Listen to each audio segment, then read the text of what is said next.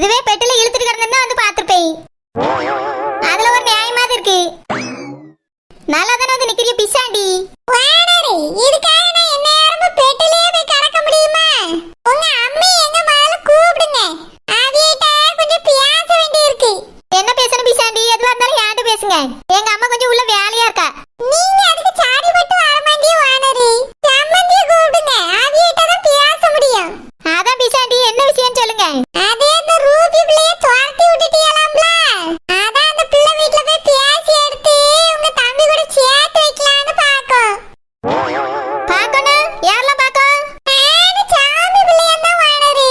ஓ, அந்த குருவிக்கு என்ன அப்படி அக்கறை வந்துச்சு?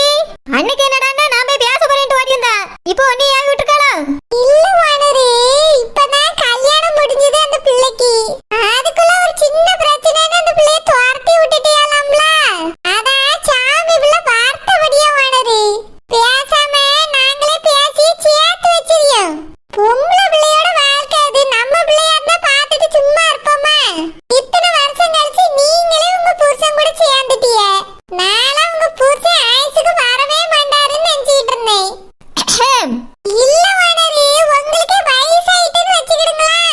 எதுக்கு வைக்கணும்? எனக்கு என்ன அப்படியே வயசாகி போச்சு? இல்ல வாடரி, ரெண்டு பிள்ளைகளை பத்தி பெருசா வளர்த்துட்டீங்கல்ல? நீ கூட தான் மூணு கல்யாணம் முடிச்சு வச்சுட்டா. எதுக்கு என்ன அங்கிள் கூட வாழ்ந்துட்டு இருக்க? காசியோ ராமேஸ்வரம் மாதிரி போக வேண்டியதானே? வாடரி, நாங்க என்னைக்காவது பிரிஞ்சிருக்கோமா? கல்யாணம் முடிஞ்ச நாள்ல இருந்து இது வரைக்கும் ஒருத்தர் ஒரு நாள் கூட பிரிஞ்சதே இல்ல வாடரி. ஆமா, உன் புருஷன் மாச கணக்குல தங்கி கிடந்து வேலை பார்த்தாரு. நீ ஒரு நாள் கூட பிரிஞ்சதில்ல. நீ கதை விடுறியா? வாடரி, அது வேலை விஷயமா போவாவ வருவாவ. என் புருஷன் மட்டும் என்ன வேலையே இல்லாம வெளிநாட்டுல போய் சும்மா உட்காந்துருந்தாரு நினைச்சியா? அவரும் வேலை விஷயமா தான் அங்கவே உட்காந்துருந்தாரு மீன்காரி. சரி வாடரி, எதுக்கு பழசெல்லாம் போட்டு கிண்டிக்கிட்டு? ஆமா, கிண்டியதுக்கு உப்பு மாதிரி பேர் எடுப்பா மீன்காரி. அதை ஆரம்பிச்சு கிண்டுனதே நீதான். நான் கிண்டுனேன்னு ஏன்டா சொல்லிட்டு இருக்கா? வாடரி, அத நான் எதுக்கு சொன்னேன்னா, ஒன்னும் சொல்லாண்டா, சொன்னது வரைக்கும் போதும். உடனே என் புருஷனை வச்சு என்னைய வச்சே கதை விடுவா. அது இல்ல வாடரி, சின்ன ஜெருசுவல் கல்யாணமே இப்பதான் முடிஞ்சது.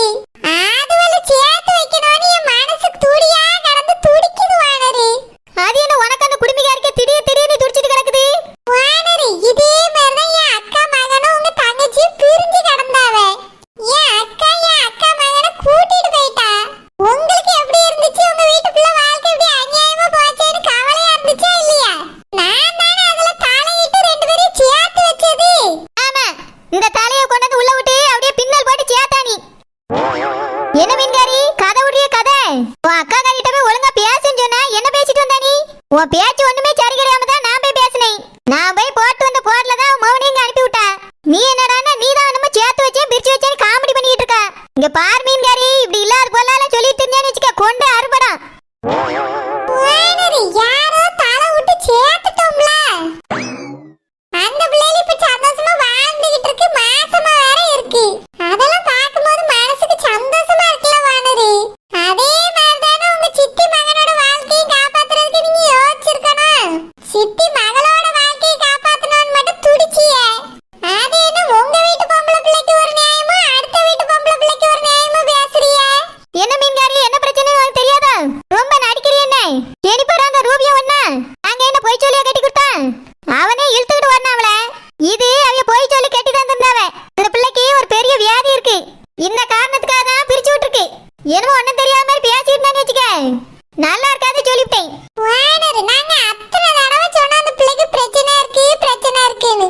என்னைய அடிச்சுக்கிட்டான்னு சொன்னேன். ஒரு வார்த்தை காதுல அப்போ வாங்குனீங்களா? இப்ப நல்லா வாழ்ந்துட்டு இருந்த பிள்ளையில பிரிச்சு விட்டுருக்கிய. ஆமா, பிரிச்சாவ, நல்லா பிரிச்சாவ. வாடரி, வாழ்க்கைங்கிறது எல்லாருக்கும் ஒண்ணுதான் வாடரி. வீட்டுல பார்த்து கட்டி வச்சாவளோ இல்ல ஓடி போனாவளோ, புருஷன் பொண்டாட்டின்னு ஆன பிறகு சேர்ந்து வாழ்றது நல்லது வாடரி. சின்ன சின்ன பிரச்சனைக்கெல்லாம் இப்படி பிரிச்சு வச்சா நல்லா இருக்குமா? சின்ன பிரச்சனை தானே. நீ வேணா அந்த ரூபி கூட போய் ஒரு மாசம் தங்கி காட்டு மீன்காரி. அதுக்கு பிறகு வேணா அவளைய தம்பி கூட சேர்த்து வைக்க. ஐயையோ, அவகிட்ட என்னால அடி வாங்க முடியுமா? ஏற்கனவே நானே இப்பதான் கடி வாங்கிட்டு வந்திருக்கேன். மறுபடியும் அவகிட்ட போய் அடியெல்லாம் வாங்க முடியாது. ஒண்ணு இடி மாதிரி உழும். தெரியுதுல மீன்காரி, எப்படி மனசாட்சி இல்லாம என் தம்பி அவங்க கூட போய் வாழ சொல்லியா? அவிய உண்மையை சொல்லியிருந்தா கூட பரவாயில்ல, நாங்க வேணும் வேண்டாம்னு முடிவு எடுத்திருப்போம். போய் சொல்லி என் தம்பிக்கு கட்டி தந்துடலான்னு பாத்துருக்காவே. என் தம்பி அன்னைக்கு எவ்வளவு கடத்தி வச்சுட்டாலேன்னு ஜோசப்ப தாலி கட்ட சொல்லியிருந்து. என் தம்பி வாழ்க்கை சிக்கி சின்ன பின்னமா போயிருக்கான். நல்ல வேளை அவன் தப்பிச்சான். இப்போ எங்க சித்தி மகன் சிக்கி சின்ன பின்னமா போய்கிட்டு இருக்கான். இதுல நீ அவளுக்கு சப்போர்ட் பண்ணிட்டு என் தம்பியை அடி வாங்க வைக்கன்னு பாக்க. ஆமா மீன்காரி, நீனும் அந்த குடுமிகாரி ஆதாயம் இல்லாம இப்படி ஆட மாட்டீல. என்ன ரூபி வீட்டுல ஏதோ பணங்கன்னு தாரீனாவளோ? ஐயே, பணத்து பின்னாடி போறதெல்லாம் எங்களுக்கு பிடிக்காது வானதி. எப்பவுமே உண்மை, உழைப்பு, உயர்வு, இதுதான் என்னோட கொள்கை. பெரிய அரசியல்வாதி இவரு அப்படியே கொள்கை பிடிச்சிட்டு தொங்கிட்டு வந்துட்டாரு. இதுக்கு மேல நின்னு சப்போர்ட் பண்ணி பேசிட்டா 3 முடிய 6 படம் ஓடி போயிருக்கு. வானதி, நான் சம்மந்தி கிட்ட தான் பேசுறதுக்கு வந்தேன். உங்ககிட்ட பேசி என்ன ஜெயிக்க முடியாது வானதி, தள்ளுங்க. நான் அவியிட்ட பேசி அந்த பிள்ளை வீட்டுக்கு கூட்டிட்டு போறேன். ஆமா கூட்டிட்டு போவா, நல்லா கூட்டிட்டு போ மீன்காரி. எங்க அம்மா எல்லாம் யார் வீட்டுக்கு வர மாட்டா. வானதி, இப்படி சொன்னா என்ன அர்த்தம்? வேற எப்படி சொல்லணும்? நான் சம்மந்தி கிட்ட பேசிக்கிட்டே வானதி, அவிய வருவாவே. உள்ள கால் எடுத்து இன்னைக்கு வைய பன்னர்வா வரதா இல்லையா மட்டும் பாரு. மரியாதை இங்க இருந்து ஓடிரு மீன்காரி. சரி, நீங்க கோவமா இருக்கீங்க, பேரவு வந்து பேசிக்கிட்டே சம்மந்தி கிட்ட. பேசுவா, நல்லா பேசுவா. ஆமா இந்த மீன்காரி இந்த குடிமிகாரி எதுக்கு குட்டி போட்ட நாய் மாதிரி நம்ம வீட்டையே சுத்தி சுத்தி வராள்வே? இந்த விஷயத்துல இவ்வளவுக்கு என்ன அக்கறை அப்படி? 2 பேரும் தான் அவளுக்கு பிரச்சனை இருக்கு, கல்யாணத்தை நிறுத்துங்கன்னு சொன்னாள்வே. இப்போ என்னமோ அவளை இவ பெத்த மாதிரி அவளை சேர்த்து வைன்னு வந்துருக்கா. என்னமோ சரியில்லையே. கண்டுபிடிச்சா அதுக்கு ஒரு 2 பேர் கொண்டே ஒண்ணா முடிச்சு போட்டு விட்டுடி. யாரு? உள்ள வாங்க. நீங்களா? என்ன எதுக்கு வந்திருக்கீங்க? எம்மா சௌமி, உனக்கு ஒரு தடவை சொன்னா புரியாதா? மறுபடியும் அதே விஷயத்தை பேசுறதுக்காக வந்திருக்கீங்க?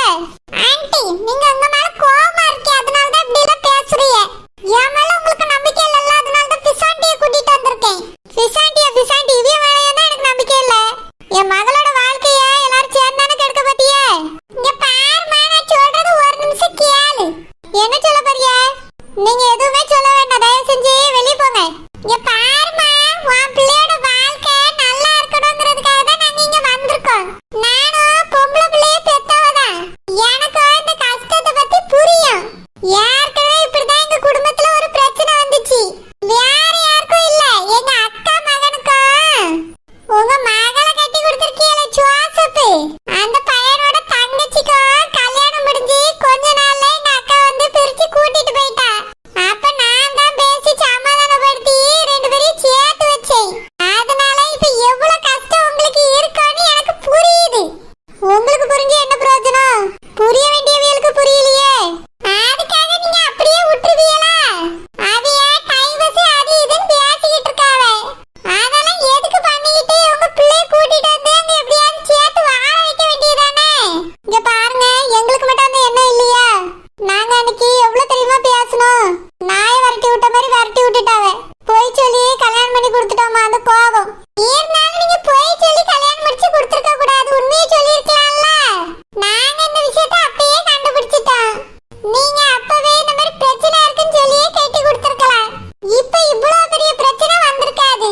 உண்மையை சொன்னா மட்டும் அவிய மகனுக்கு எங்க பிள்ளைய கட்டிக்கிடுவாங்களோ? வேண்டாம் தான் சொல்லுவாவே, அதனால தான் சொல்லாம கட்டி கொடுத்தோம். இவ்வளவு பெரிய பிரச்சனையாவும் நான் நினைச்சு கூட பார்க்கல. பாவம் என் பிள்ளை உட்காந்து அழுதுகிட்டே இருக்கா, எப்ப பார்த்தாலும் ஒழுங்கா சாப்பிடுறது கூட இல்ல. இதே நினைச்சு புலம்பிட்டே இருக்கா, அழுதுகிட்டே இருக்கா. சரி கவலைப்படாதங்க, உங்க மகளை சுவாசம் கூட நாங்க சேர்த்து வைக்கோம். எப்படி சேர்த்து வைப்பியா? அவிய சம்மதிச்சிட்டாவல? நாங்க எப்படியாவது சம்மதிக்க வைக்கிறோம் ஆண்டி, நீங்க கவலைப்படாதீங்க. ஜோசஃபியோ ரூபியோ நாங்க சேர்த்து வைக்கிறோம். நாங்க அன்னைக்கு அவ்வளவுக்குள்ள நின்னு கெஞ்சிக்கிட்டு இருந்தோம். அப்பவே சம்மந்தி வீட்டுக்காரவே ஒத்துக்கிடவே இல்ல. மாப்பிள்ளையும் சம்மதிக்கல. கூட்டிட்டு போனா போதும்னு நினைச்சாவே. டைவர்ஸும் பண்ணிடுவோம்னு சொல்லியிருக்காவே. நீங்க சொன்னா மட்டும் எப்படி கேட்பாவே? இங்க பாருங்க, நான் அவியலுக்கு சம்மந்தி தான். அவிய அக்கா வீட்டுல தான் என் மகனுக்கு பொண்ணு எடுத்திருக்கேன். அதனால எப்பவுமே என் பேச்சுக்கு அங்க ஒரு மரியாதை இருக்கு. நான் சொன்னா என் சம்மந்தி கண்டிப்பா கேட்பாவே. அவிய தங்கச்சிக்கிட்ட பேசுவாவே. எப்படியாவது அவியிட்ட பேசி உங்க மகளை நாங்க ஏத்துக்கிட வைக்கோம். அவளை எங்க கூட அனுப்பி வைங்களா? இல்ல என் மக இப்போ யார் கூடயும் வெளியில வரமாட்டா. ஏன் அப்படி சொல்றீ? இவ்வளவு சொல்லி உங்களுக்கு எங்க மேல நம்பிக்கை வரலையா? இல்ல, அவிய அன்னைக்கு எப்படி பேசினாவன்னு எங்களுக்கு என்னமே ஞாபகத்துல இருக்கு. நீங்க இப்ப வந்து சேர்த்து வைக்கிறேன்னு சும்மா சொல்லலாம். ஆனா அங்க கூட்டிட்டு போன பிறகு மகளை மறுபடியும் அவமானப்படுத்தி துரத்தி விட்டுட்டாவனா அத அவளும் தாங்கிட மாட்டா, நாங்களும் தாங்கிட மாட்டோம். அதனால நீங்க முதல்ல போய் சம்மந்தி வீட்டுல பேசுங்க. அவிய என்ன சொல்றாவன்னு பாருங்க. பேசி அவியல மனசை மாத்த பாருங்க. அதுக்கு பிறகு வந்து மகளை கூட்டிட்டு போய் அங்க சேர்த்து வைங்க. சொன்னது அங்க பேசிட்டு அதுக்கு பிறகு உங்க மகளை கூட்டிட்டு போய் நாங்க சேர்த்து வைக்கணுமா? இது ரொம்ப பெரிய ப்ராசஸா இருக்கு. நாங்க எங்க வேலை வெட்டி எல்லாம் விட்டுட்டு அலையணும். அவியிட்ட பேசணும், அவி என்ன சொல்லுவாங்கன்னு தெரியல. அதனால அங்க போய் பேசி உங்க மகளை அங்க சேர்த்து வைக்கணும்னா எங்களுக்கு ஆளுக்கு 1 லட்சம் பணம் வேணும். என்னது பணமா? சாமிமா எதுக்கு பணம் கேட்க? நம்ம முதல்ல பணத்தை கேட்கணும்னு நினைச்சு வரவே இல்லையே. பிசாண்டி இந்த மாதிரி ஆட்கள்கிட்டலாம் இப்படிதான் பணத்தை வாங்க முடியும். நல்ல வசதியா தானே இருக்காங்க. மகளோட வாழ்க்கைக்காக பணம் தர மாட்டாங்களோ? நம்ம எதுக்காக இவங்களுக்கு இலவசமா செஞ்சு வைக்கணும்? அதனால நான் கேட்டது கரெக்ட் தான். நீங்க கொஞ்சம் அமைதியா இருங்க. என்னமோ உங்களுக்கு நல்ல மனசு இருக்கு, அதனால உங்களுக்கு நல்லது பண்ணணும்னு நினைக்கிறேன் அப்படி இப்படின்னு என்னென்னமோ சொன்னீங்க. இப்போ என்னடானா பணம் கேக்குறீங்க? என்ன இதெல்லாம்? அது எங்க வேலை வெட்டி எல்லாம் விட்டுட்டு உங்க விஷயத்துக்காக தானே நாங்க அலையறோம். உங்க மகளோட வாழ்க்கை எவ்வளவு பெரிய விஷயம். அதுக்காக நீங்க ஒரு 2 லட்சம் ரூபாய் தர மாட்டீங்களோ? என் மகளை என் மருமவை ஏத்துக்கிட்டாவனா 2 லட்சம் என்ன 5 லட்சம் கூட நான் தருவேன். பணம்லாம் ஒரு பெரிய விஷயமே இல்ல. எங்களை பொறுத்தவரையும் என் பிள்ளை போய் அந்த வீட்டுல நல்லபடியா வாழணும். அவ இதை நினைச்சு நினைச்சு ரொம்ப கஷ்டப்படுறா. இங்க பாருங்க, நாங்க 2 பேர்த்தையும் சேர்த்து வைக்கிறோம். நீங்க ஆளுக்கு 1 லட்சம் தந்துருங்க. ஏக்கா நிஜமாவே சொல்றிய? ஆமா, நாங்களும் அங்கே இங்கே அலைய வேண்டியிருக்கல. எங்களுக்கு பண தேவைகள் இருக்கு. 2 லட்சத்தை தாங்க. நாங்க பேசி எடுத்து முடிச்சு வைக்க இந்த பிரச்சனையை. 2 நாள்ல அந்த பையனே வந்து உங்க மகளை கூட்டிட்டு போவான். ஏக்கா நிஜமாவே சொல்றீங்க? ஆமா, நாங்க சீரியஸா சொல்றோம். விசாண்டிக்கு அந்த வீட்ல தனி மரியாதை இருக்கு. நீ சொன்னா எல்லாரும் கேட்பாங்க. அதனால அந்த பையன் கூட உங்க மகளை நாங்க சேர்த்து வைக்கிறோம். நீங்க 2 லட்சத்தை மட்டும் தந்துருங்க. என் மகளை சேர்த்து வச்சுட்டா கண்டிப்பா 2 லட்சம் தாரேம்மா. சரி, ஒரு அட்வான்ஸ் அது தந்தா நல்லா இருக்குமே. நீ முதல்ல சேர்த்து வை, நான் முழுசாவே தந்துறேன். இப்ப தாரேன்னு சொல்லிட்டு லாஸ்ட்ல பேச்சு மாறிட்டீங்கன்னா? நான் பேச்சுல மாற மாட்டேன். தாரதா சொல்லிட்டேல, கண்டிப்பா 2 லட்சம் தந்துறேன். என் மகளை மட்டும் எந்த வித பிரச்சனையும் இல்லாம என் மருமகன் கூட சேர்த்து வச்சிருங்க. அது ஒண்ணு மட்டும் போதும். சரி சரி, நாங்க கண்டிப்பா 2 பேர்த்தையும் சேர்த்து வைக்கோம்.